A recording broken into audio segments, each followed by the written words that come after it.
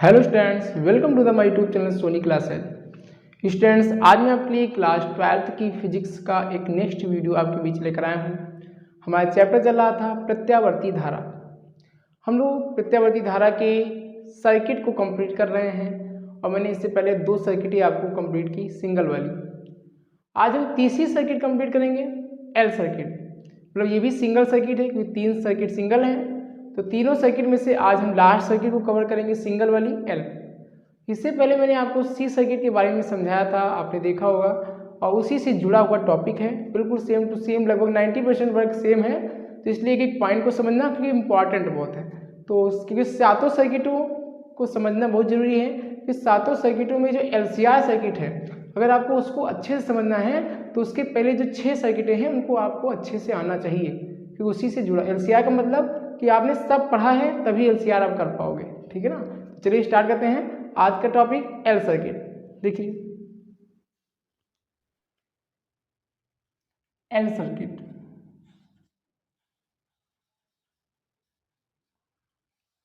देखिए L circuit क्या होता है। सबसे पहले आप फिगर को ध्यान दीजिए क्योंकि फिगर ही मेन है।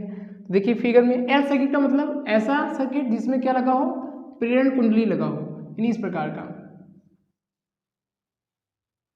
इस प्रकार का ये हमारा प्रेरण कुंडली हो जाएगा। अब यहाँ पे क्या करेंगे, इस वायर को हम आगे बढ़ाएंगे, ऐसा इसको भी हम आगे बढ़ाएंगे और लाकर हम इसको क्या करेंगे, प्रत्यावर्ती धारा के संकेतक से जोड़ देंगे इस प्रकार से। ठीक, ये हो जाएगा। अब ये हमारा इसका संकेत है प्रत्यावर्ती धारा का, यानी एसी का, तो यहाँ पे लिखेंगे एसी।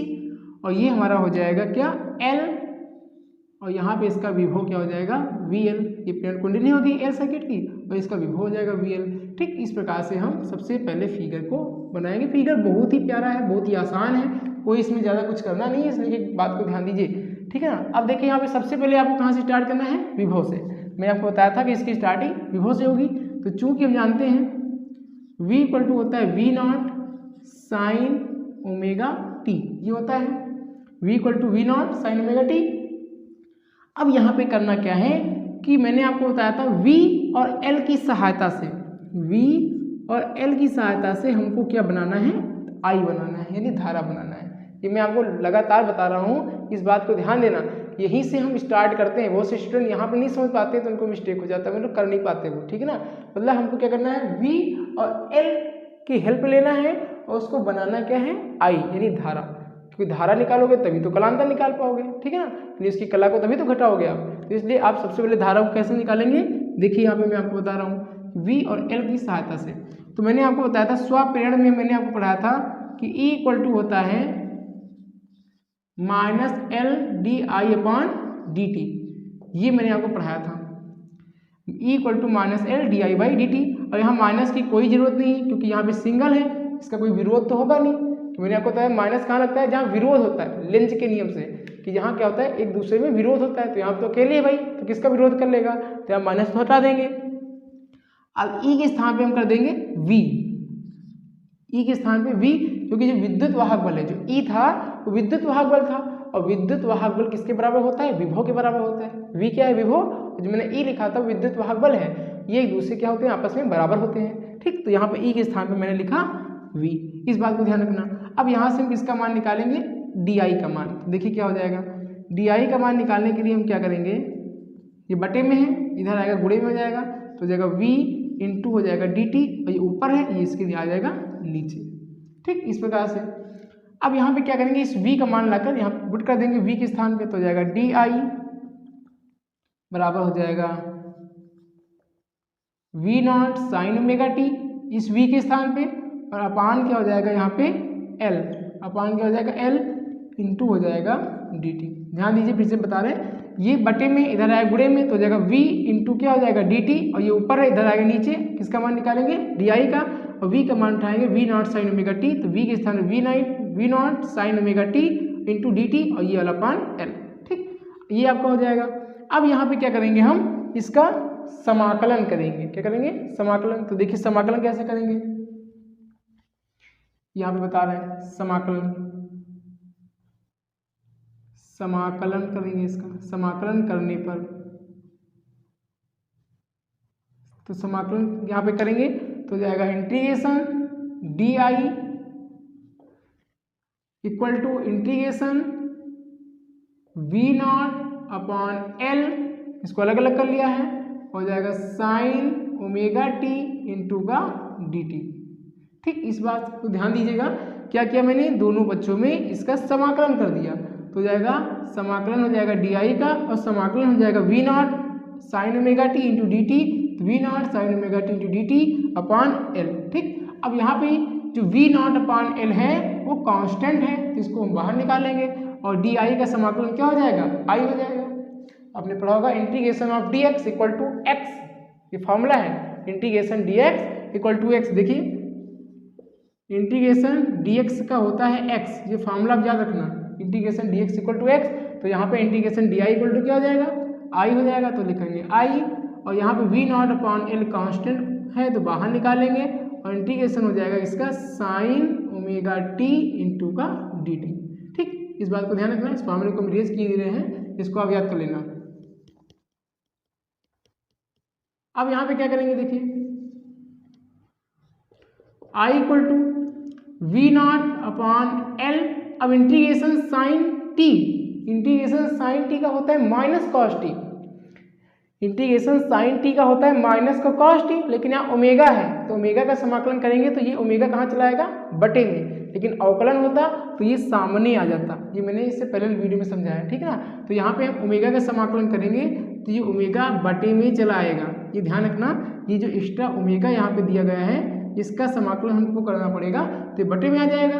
और यहाँ पे साइन टी का होता है माइनस का कॉस टी, तो ये यहाँ पे हो जाएगा माइनस का कॉस, अब टी का मतलब ओमेगा टी लिखेंगे पूरा, ओमेगा टी यहाँ है ना, तो यहाँ पर भी रहेगा, ऐसा नहीं कि यहाँ पे नहीं लिखेंगे ओमेगा को, ओमेगा यहाँ भी रहेगा और नीचे भी हो जाएगा समाकलन करने पर। ठीक, ये इसका डी टी के हिसाब से समाकलन हो गया। अब इस माइनस को आप आगे भी लिख सकते हैं, यहाँ पे ये मैंने माइनस को आगे कर लिया। ठीक, अब देखिए क्या करेंगे, आई इक्वल टू हो जाएगा माइनस का v naught l omega, l omega, और यहाँ पे हो जाएगा कॉस ओमेगा टी। ठीक, ये हो जाएगा। अब यहाँ पे देखो कॉस में आया है, अब इसको हम आई तो निकाल लिया, कलांतर के लिए मैंने आई की जरूरत पड़ती है, आई तो निकाल लिया, लेकिन यहाँ आई की जो कला है वो देखिए किस रूप में है, कॉस में है, और यहाँ पे किस रूप में है, साइन में है। तो कॉस को सबसे पहले हम साइन में चेंज करेंगे तभी आप इसका कलांतर निकाल पाओगे। तो यहाँ पे हम क्या करते हैं, इसको देखो साइन में चेंज करते हैं तो हो जाएगा आई इक्वल टू हो जाएगा माइनस का v naught upon l omega, और यहाँ पे लगाएंगे हम साइन पाई बाई टू।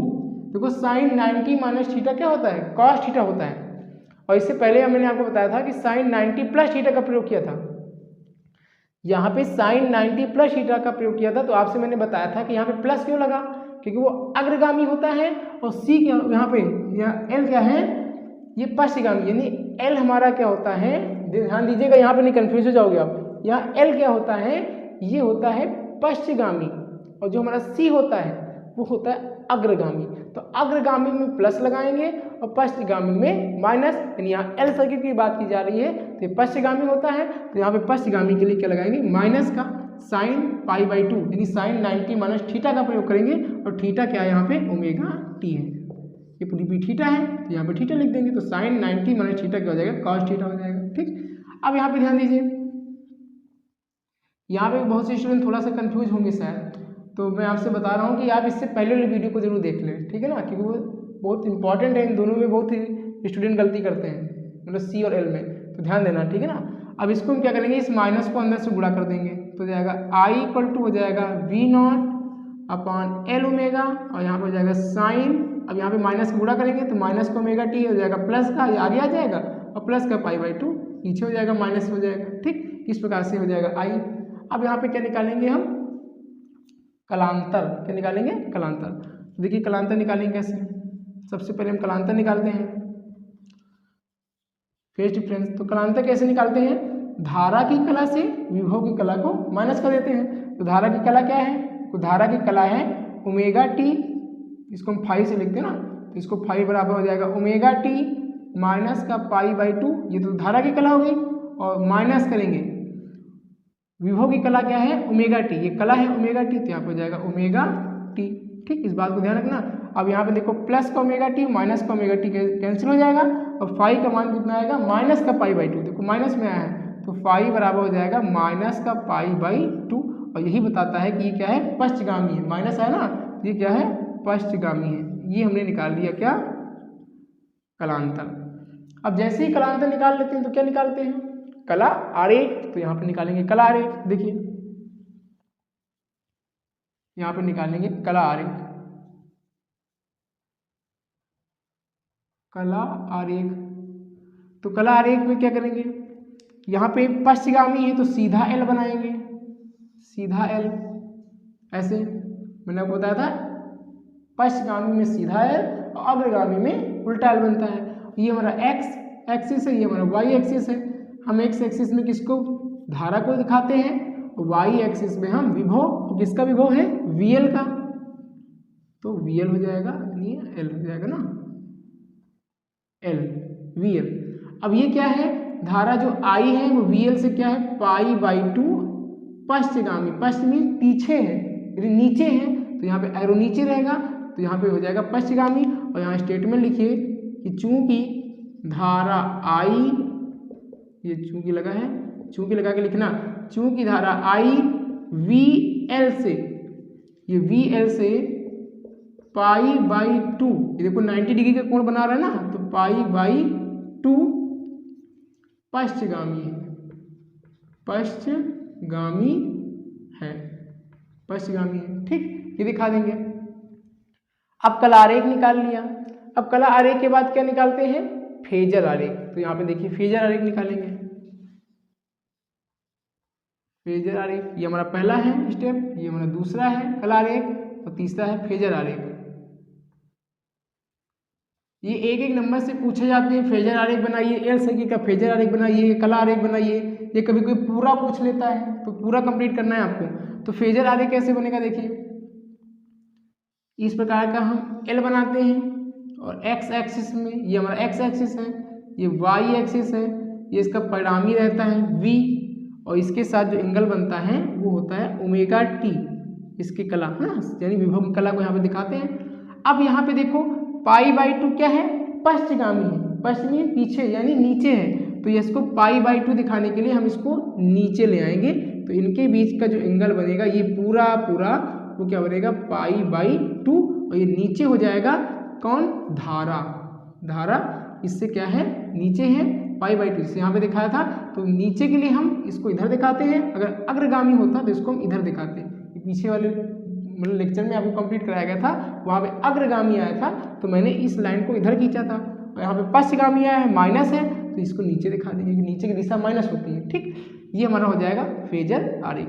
अब फेजर आरेख के बाद मैंने आपको बताया था कि जहाँ सी सर्किट और एल सर्किट आते हैं वहाँ पे हम प्रतिघात निकालते हैं। तो यहाँ पे प्रतिघात निकालेंगे, चौथा स्टेप हो जाएगा प्रतिघात। प्रतिघात, प्रतिघात देखिए कैसे निकालेंगे। अब यहाँ पे ध्यान देना, यहाँ पे एक स्टेप को आपको ध्यान रखना है कि यहाँ पे जो हमारा आया हुआ है ये इतना पॉइंट को हम एक स्टेप आपको बढ़ा देते हैं तो ज़्यादा समझ में आएगा कि यहाँ पे जो ये वैल्यू है इसको हम आई नॉट मानते हैं, तभी आपका फार्मूला बन जाएगा I equal to I naught sine omega T.